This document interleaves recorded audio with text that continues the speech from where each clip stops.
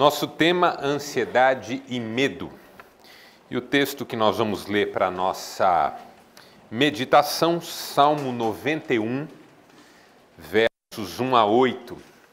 Salmo 91, que é um salmo muito conhecido e que acaba sendo o salmo que muita gente escolhe para deixar a Bíblia aberta num escritório, em casa, quase como uma estratégia de proteção. Eu não quero entrar no mérito da questão, mas mostra que a compreensão que as pessoas têm do Salmo 91 já é uma compreensão nessa linha.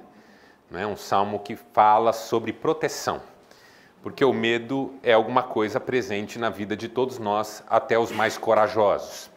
Então o Salmo 91 diz assim: aquele que habita no abrigo do Altíssimo e descansa à sombra do Todo-Poderoso pode dizer ao Senhor: Tu és o meu refúgio e a minha fortaleza, o meu Deus em quem confio. Ele o livrará do laço do caçador e do veneno mortal. Ele o cobrirá com as suas penas e sob as suas asas você encontrará refúgio. A fidelidade dele será o seu escudo protetor. Você não temerá o pavor da noite, nem a flecha que voa de dia, nem a peste que se move sorrateira nas trevas, nem a praga que devasta ao meio-dia. 1000 poderão cair ao seu lado, 10.000 à sua direita, mas nada o atingirá. Você simplesmente olhará e verá o castigo dos ímpios.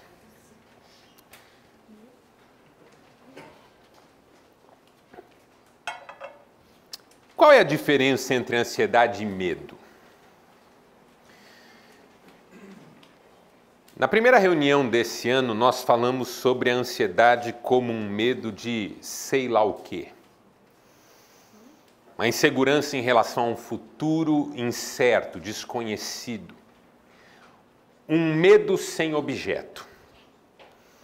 Diferente do medo propriamente dito, que tem sempre um objeto de pavor. Uma ilustração que eu poderia usar para reforçar essa diferença entre o medo e a ansiedade é a seguinte: imagine que você vai participar de uma brincadeira, dessas brincadeiras de auditório, jogos entre artistas que o tempo todo passam na televisão. Alguém venda os seus olhos e pede para que você entre num determinado ambiente ou coloque a mão num determinado recipiente. Ainda que esse ambiente não apresente nenhum perigo, ainda que esse recipiente não apresente nenhum perigo, você se aproxima com muito cuidado, com algum temor. Quando esses participantes desses programas estão com os olhos vendados, eles resistem muitas vezes em se deixar levar pela brincadeira. Por quê? Porque eles não estão conscientes do perigo. Eles apenas estão imaginando que haja um perigo. Isso é ansiedade. Ansiedade é entrar de olhos vendados no quarto escuro ou colocar as mãos com olhos vendados num recipiente desconhecido. Bate um medo, mas é um medo de sei lá o quê. É um medo de não tenho certeza o que vai me acontecer. Já o medo, propriamente dito, seria como se você, numa brincadeira dessa, tivesse que colocar a mão num recipiente cheio de ratos, ou de escorpiões, ou de qualquer outro bicho peçonhento que te causasse algum tipo de horror. Você está vendo e resiste. Não é mais ansiedade, é medo mesmo. Porque não é alguma coisa incerta, é certa. Eu não quero pôr a mão num negócio cheio de rato. Ou tenho que entrar num ambiente que tem armadilha, que tem perigo, que tem que cruzar uma passagem muito estreita, com risco de cair para um dos lados. Aí é o medo mesmo que toma conta. O medo tem um objeto concreto. Eu sei do que eu tenho medo. Diferente da ansiedade, que eu tenho medo, mas não sei exatamente do que. Por isso, eu usei essas duas ideias no título do nosso tema hoje, suspense ou terror. Porque é exatamente a diferença entre essas duas modalidades de filme, por exemplo. O suspense é construído para você ter um sobressalto o filme inteiro sem saber exatamente o que vai acontecer. Então você fica apavorado com a música que ganha um crescimento, com a lentidão de uma determinada cena, que às vezes não dá em nada. Uma pessoa está numa casa, ouve um barulho, se aproxima devagar, não sabe o que está acontecendo, a música sugere que um perigo está iminente, aí quando ela abre a porta é a visita que chegou e trouxe uma garrafa de vinho e um queijo. E, bom, ansiedade. Suspense é uma referência da ansiedade. E o filme de terror? Aí está lá o Jason. Que é da nossa época, né, pessoal? Beraldo assistiu sexta-feira 13, 48. Aí tá lá o Jason com a machadinha, com um facão, com a serra elétrica e perseguindo, e a ideia é o máximo de sangue possível, membros espalhados para todo lado, quem aparece morre, a coisa do terror.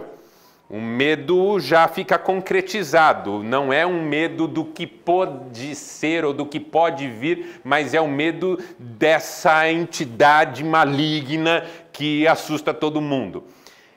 Essa é a diferença entre ansiedade e medo. A ansiedade nos toma sem que o objeto esteja claro. O medo nos toma uma vez que reconhecemos o objeto e ele nos traz algum tipo de pavor. Mas por que nós vamos falar sobre ansiedade e medo? Porque embora haja diferença entre os dois, o medo está na base da ansiedade. Porque você só tem ansiedade porque conhece o medo. Para você ter um medo de sei lá o que, você tem que ter medo de alguma coisa. Uma criança que nunca passou por experiência de medo não vai saber o que é ansiedade. Mas se ela já sentiu medo, então ela vai sentir ansiedade. Claro que as crianças aprendem o que é medo muito cedo, muito cedo. E aí, por isso, também aprendem o que é ansiedade muito cedo. O medo é um fator gerador de ansiedade. Se você quer ser menos ansioso, uma das causas de ansiedade que você terá que combater na sua vida são os seus medos. Que medos? Os medos são de dois tipos. Embora você pode ter medo de assalto, medo de sequestro, medo de bicho, medo de cachorro, medo de ficar doente, todos os medos se resumem em dois. O medo da dor, de algo que atente contra a integridade física, o medo do dentista, por exemplo. Eu me lembro uma vez que eu fui fazer um tratamento de canal, e a dentista deu uma entusiasmada, assim, sabe? A minha boca é razoavelmente grande, não brinquem sobre isso. E acho que ela animou, porque estava fácil trabalhar ali dentro, entrava o braço todo e tal. E ela foi lá com aquele motorzinho e foi e não parava. E eu fui ficando nervoso, de repente me deu um ataque de riso, porque quando eu fico muito nervoso, assim, fora do normal, me dá ataque de riso. Eu comecei a rir, ela parou e falou, o que foi? Eu falei, eu tô nervoso. Ela falou, mas nervoso rindo? Eu falei, é que também me ocorreu.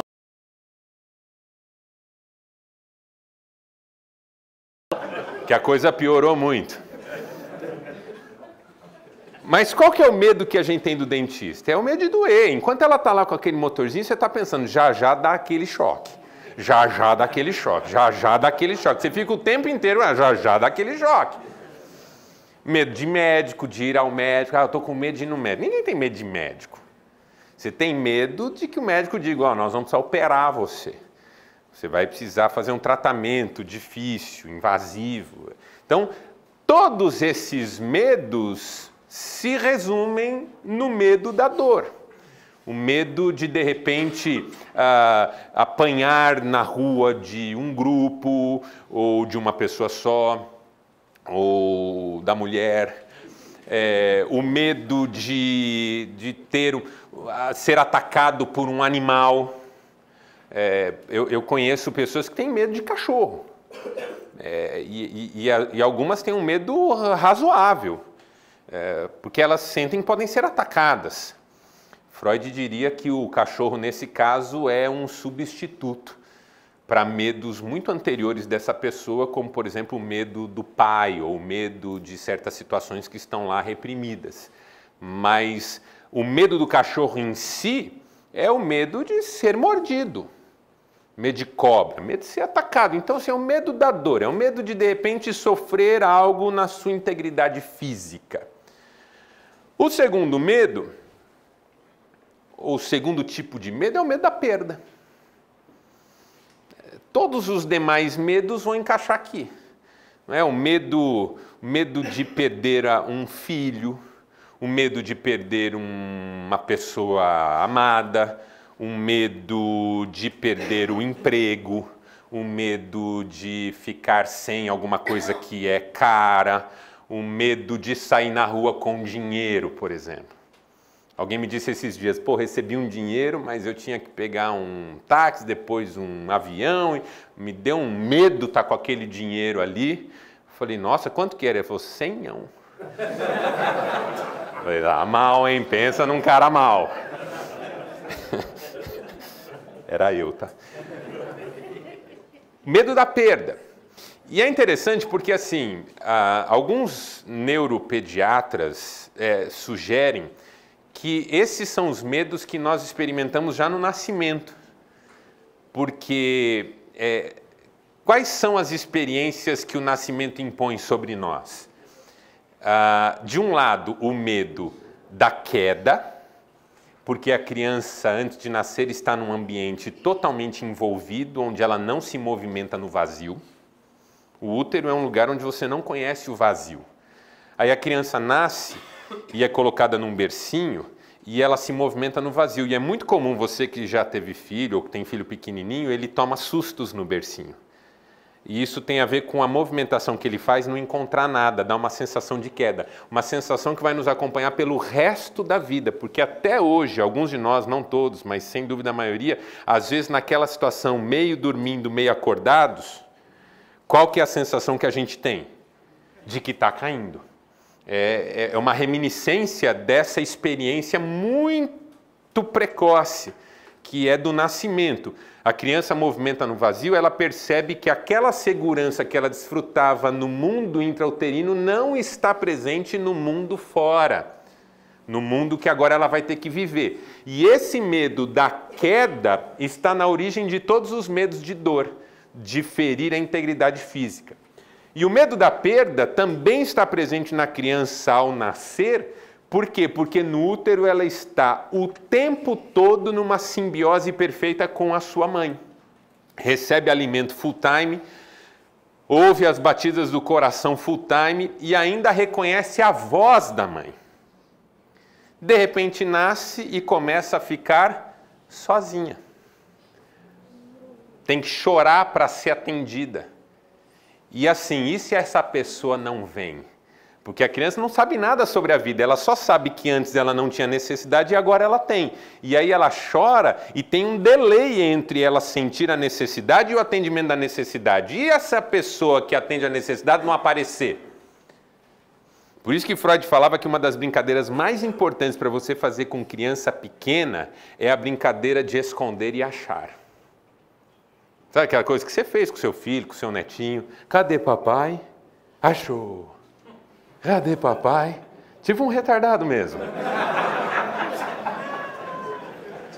Só que a criança se delicia, porque você está ensinando algo para ela. Que aquilo que desaparece, depois aparece.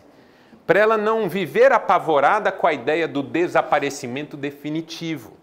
Só que à medida em que ela cresce, e às vezes é muito cedo na vidinha dela que isso acontece, ela aprende que há um desaparecimento definitivo, e isso intensifica a ansiedade. Medo da perda, medo da solidão, medo do abandono, medo da rejeição, medo de não haver uma aceitação num determinado grupo, medo da dispensa, medo da separação, medo da morte daqueles que a gente ama.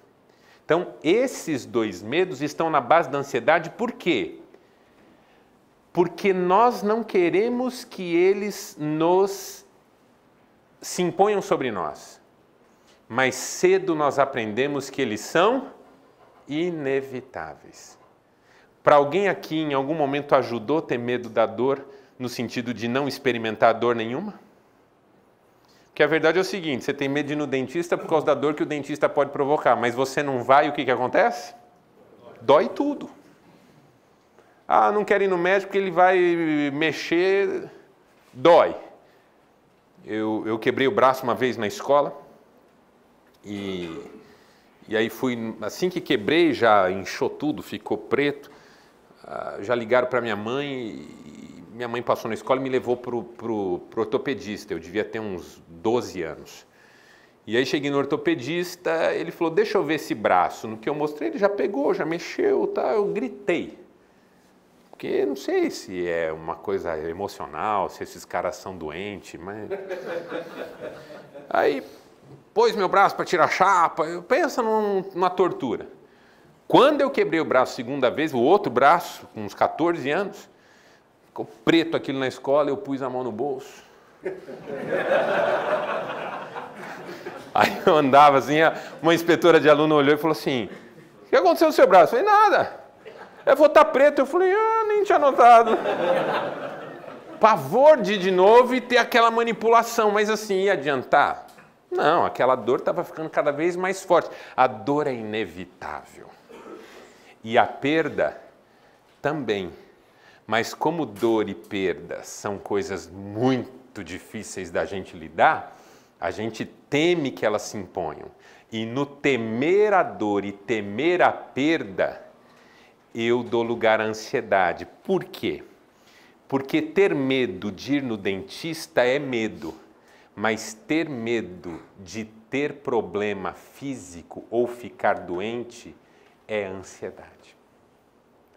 Porque o fato de eu dizer tenho medo de ficar doente não é um objeto concreto. De que doença nós estamos falando? Tenho muito medo de perder alguém que eu goste. Não é mais medo, é ansiedade. Porque assim, de quem que nós estamos falando? E outra, tenho muito medo de perder minha mãe. Sua mãe está doente, internada? O que está acontecendo? Não, ela está saudável. Ansiedade. Porque enquanto o medo não é concreto, tudo é ansiedade. Então, os medos concretos de dores que já sentimos e perdas que já tivemos, está na base da ansiedade que nós sentimos hoje. Por isso, uma das coisas fundamentais no reconhecimento dos nossos medos é tentar perceber se um conjunto de medos não é, na verdade, um sofrimento por um medo já realizado. Por exemplo, conversei uma vez com um jovem que perdeu o pai muito cedo. Muito cedo. O pai dele morreu, ele devia ter uns 7 aninhos. Quando ele teve filhos, ele deslocou esse trauma para uma relação de medo com os filhos. Então ele se tornou super protetor, super presente, super exigente, super cobrador e acabou sufocando os filhos em determinada área. E aí quando alguém perguntar para ele, mas por que você fica tão desesperado? Não, eu tenho medo que eles se percam.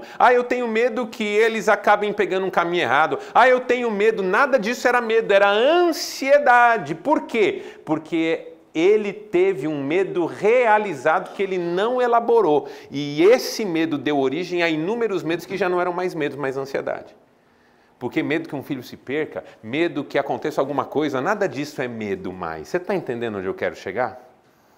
Que às vezes a sua ansiedade nasceu de um medo realizado, que você não elaborou, não absorveu, não tratou, não aceitou, porque às vezes tem que aceitar alguma coisa que aconteceu na nossa vida, para poder se livrar do medo de que aconteça qualquer coisa de novo. E quando a gente tem medo de que qualquer coisa aconteça, isso não é medo, isso é ansiedade, mas nasceu de um medo. E aí quais são os sintomas do medo? Qual que é o prejuízo do medo na nossa vida e, consequentemente, da ansiedade? São 3. Primeiro, fuga. O que Deus fez quando nos criou? Nos dotou de um mecanismo de defesa que entra em ação quando nós estamos diante de um perigo concreto. Por exemplo, estou numa savana africana fotografando aves raras. De repente, dou de cara com um leão. Nesse momento em que eu reconheço o leão, e mais importante, ele me reconhece, há um desencadeamento de uma série de mecanismos de defesa no meu organismo. Por exemplo, grande parte da minha circulação sanguínea se dirige para as pernas. O meu cérebro dá um comando. É verdade, pior é que é verdade. Para que eu esvazie a carga extra.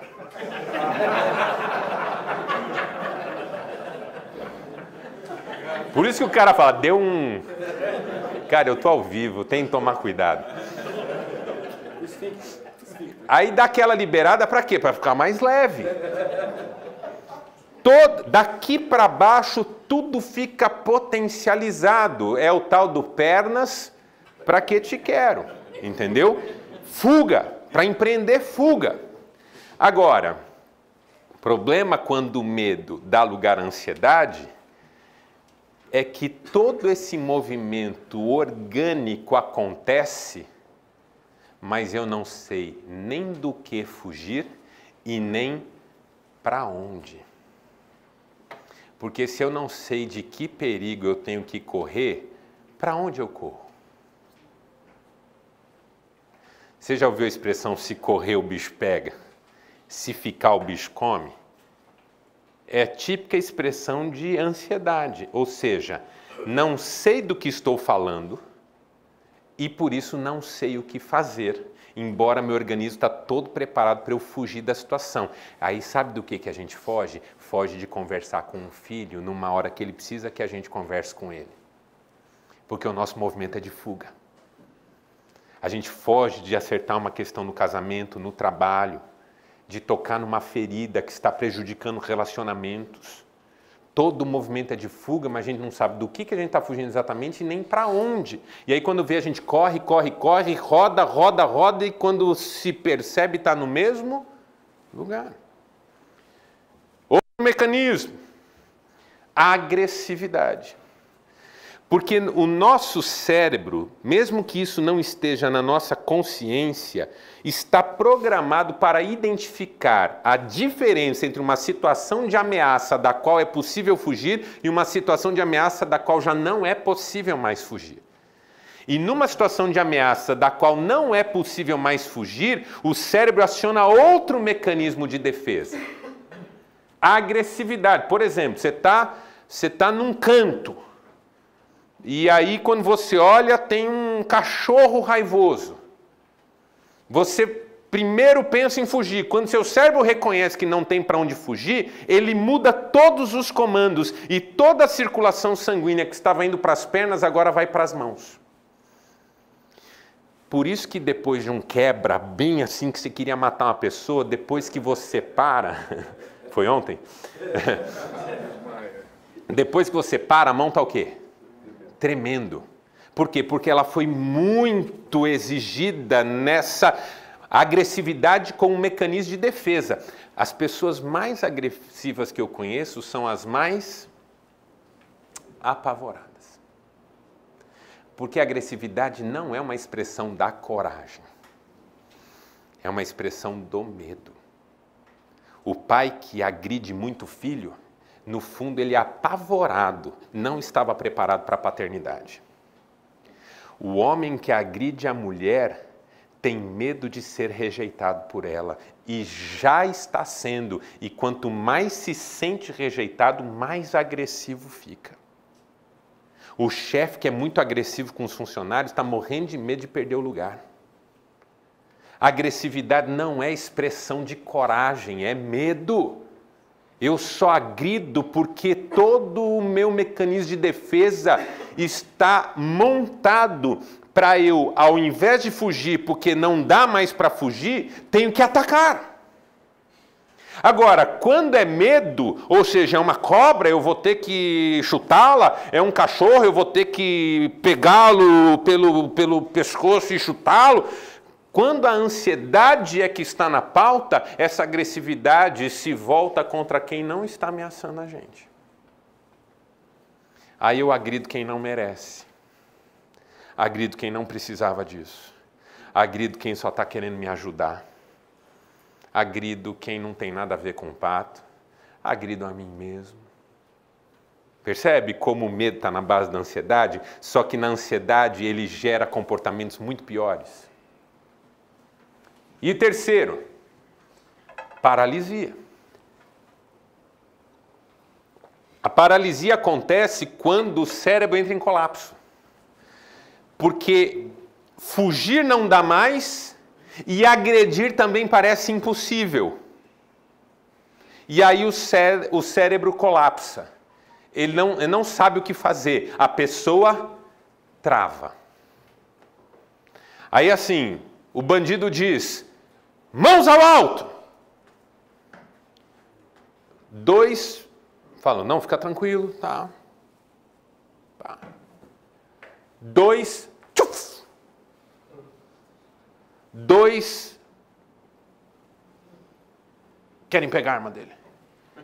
E você ainda não entendeu.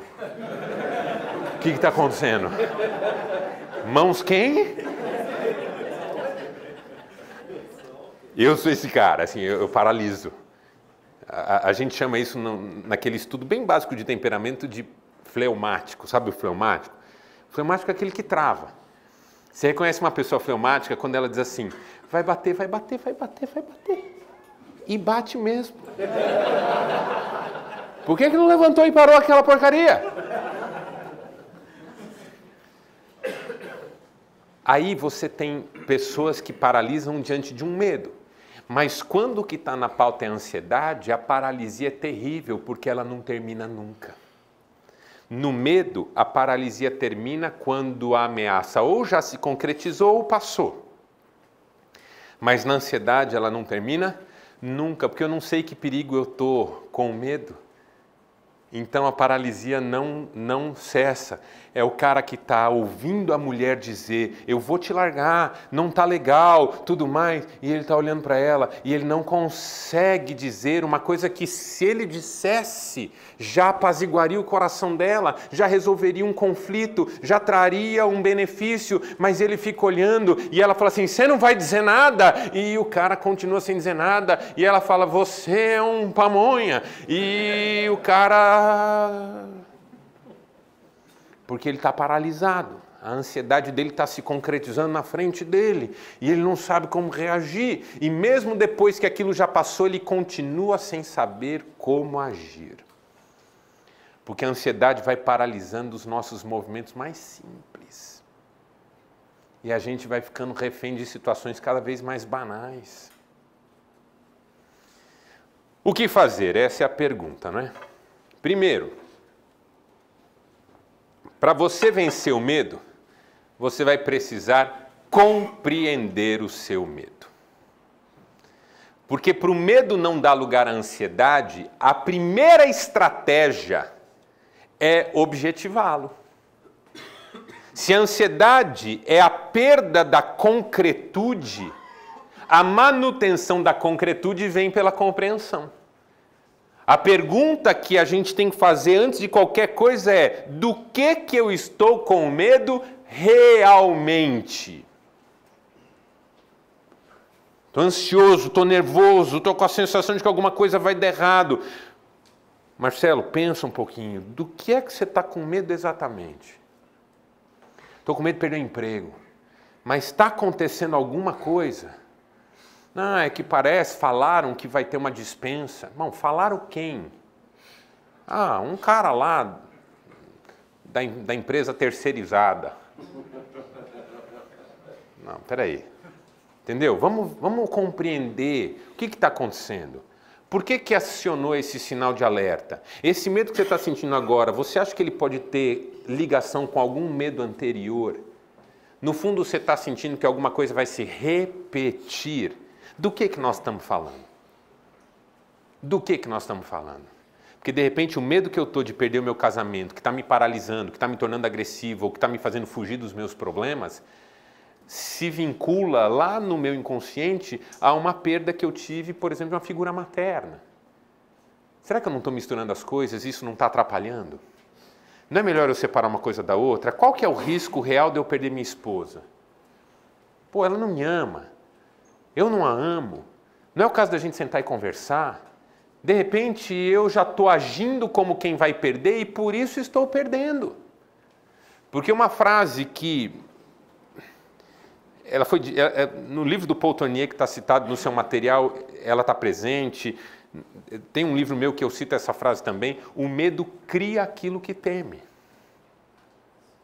Você tem tanto medo de perder uma pessoa, começa a sufocá-la, começa a cercá-la de todos os lados, começa a falar com ela de forma mais agressiva. Qual que é o resultado disso? Perder. Então a compreensão vai pôr tudo em pratos limpos. Vamos ver o que está acontecendo. Compreender o objeto do meu medo é colocá-lo no lugar certo. Do que é que você tem medo? Ah, eu tenho medo de perder. Não, perder quem? Um filho. Por quê? O que está acontecendo? Não está acontecendo nada. Então, do que nós estamos falando?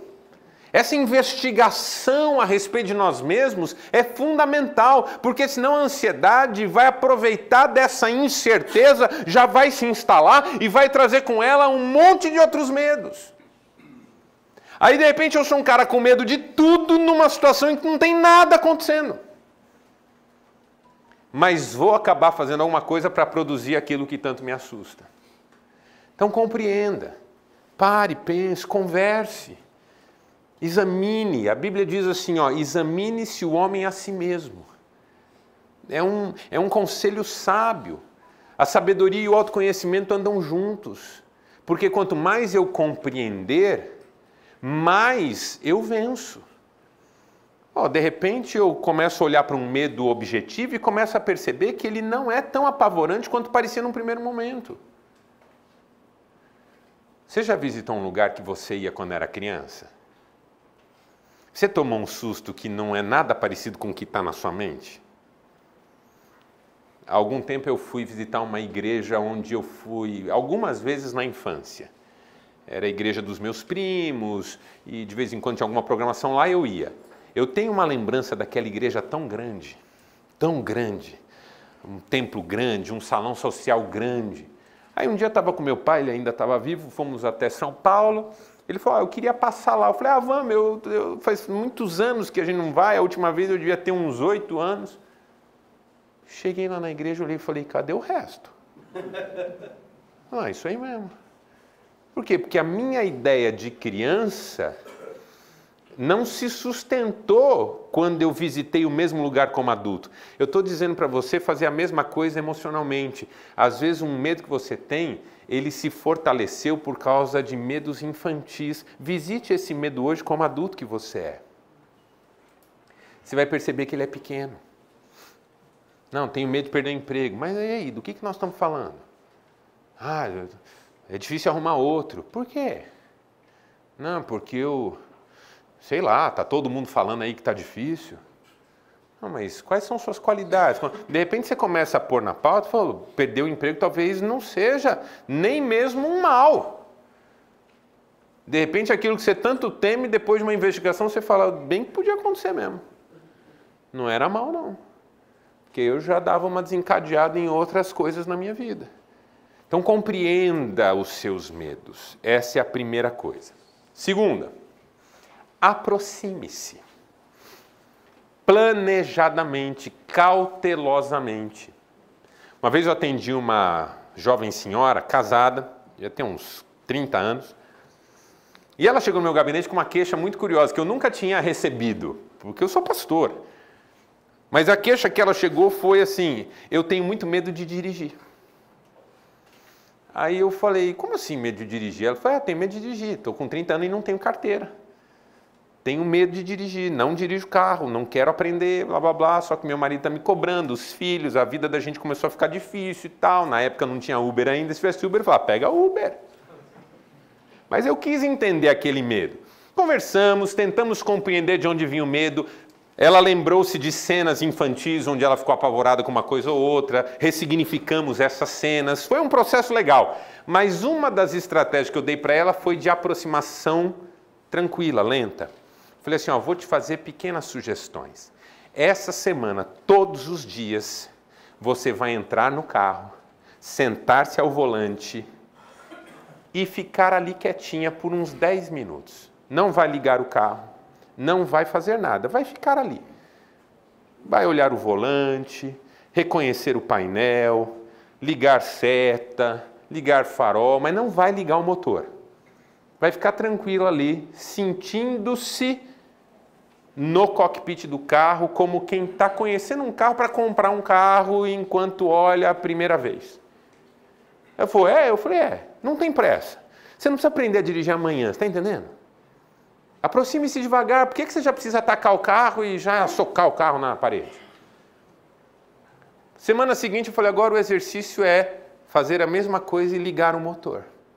Ouvir o barulho do motor, pisar na embreagem, trocar a marcha com o carro parado, mas não andar. Ficar se familiarizando. Terceira semana, você vai um pouquinho para frente, um pouquinho para trás. Eu sei que em 3 meses, essa mulher deu uma volta no carro pela primeira vez com o marido junto dirigindo. Entrou na autoescola, fez as lições todas que precisava, não deu 6 meses, ela já estava dirigindo. Se alguém diz para ela assim: larga ser boba! Dirige, vai, põe primeira!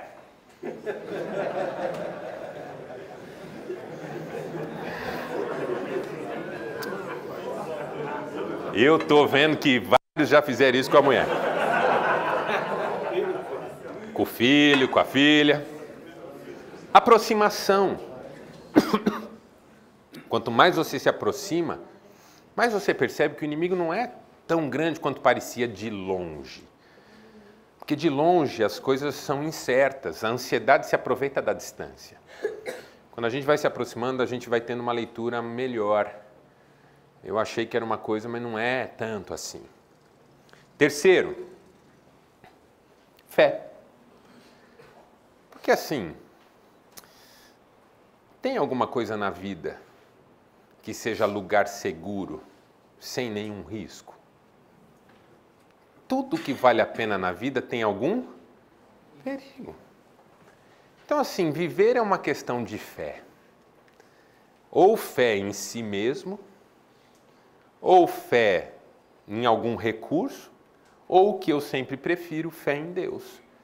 Porque aquele que habita no esconderijo do Altíssimo, a sombra do Onipotente descansa. Tem uma hora que eu tenho que acreditar que se as minhas proteções falharem, há uma proteção que nunca falha. Tem uma hora que eu tenho que abraçar isso, porque senão eu vou ficar dentro de um quarto com alguém dizendo: vamos dar uma volta, e eu respondendo: não quero, porque os meus medos tomaram conta de mim. Sair de casa é um exercício de fé, pessoal. Ir para o mercado de trabalho é um exercício de fé. Montar um negócio é um exercício de fé. Só que assim, fé no quê? Eu prefiro fé em Deus. Porque aí eu não ponho fé em alguma coisa que pode fracassar. Eu ponho fé naquele que nunca falha. E aí vem a última questão, que é a questão do amor. Porque tem um versículo na Bíblia Sagrada que é chave. No amor não existe medo. Antes, o verdadeiro amor lança fora todo medo. O que isso significa? Significa que o melhor antídoto para o medo não é a coragem. O melhor antídoto para o medo é você se sentir amado. Porque quando meu pai me levava no médico e dizia, filho, vai doer, mas é para o seu bem, eu esticava o braço. Não porque não vai doer, mas porque o amor me encorajou. Vários de vocês têm lembranças disso, ou com o pai ou com o filho, de dizer, filho, eu estou aqui com você. É o que Deus fala para a gente. Ele não diz não vai doer. Até pelo contrário, ele diz, vai doer. Mas fica tranquilo que eu estou aqui com você. Jesus disse isso. No mundo tereis aflições, dores. Mas tenham bom ânimo. Eu venci o mundo. Eu estou aqui com vocês. No amor não existe medo, antes o verdadeiro amor lança fora todo medo. Porque um medo é o medo da dor e o amor me encoraja. O outro medo é o medo da perda e o amor me diz que não há perda que Deus não possa preencher no nosso coração. Aí eu começo a ver os meus medos indo embora e a ansiedade com eles. Porque se o medo diminui, a ansiedade também diminui, porque ele alimenta a ansiedade. Você corta a alimentação, acabou o medo. Acabou a ansiedade. Porque se o medo alimenta a ansiedade, tirou o medo, tira muito da ansiedade. Tá certo? E aí, para terminar, a frase do Paul Tournier. Não há obra frutífera sem medo. Renunciar à utopia de uma vida sem medo, aceitar nossa condição humana cheia de temores, não significa simples resignação. Por quê? Porque a vida é arriscada. Significa que aceitamos o medo como um bem, um dom de Deus. O amor não seria amor se não se misturassem a ele o medo e a vitória sobre o medo. Ou seja, olha o que o Paul Tournier está dizendo. Não se ressinta de ter medo, mas vença o medo. A verdadeira coragem consiste em nos aceitarmos como somos, com os eternos perigos que existem em nós e que bem poderiam nos levar a trair nosso ideal. É aceitar a luta permanente contra os perigos, ao invés de nos esquivarmos através da fuga. Vamos ficar em pé e vamos encerrar com uma oração.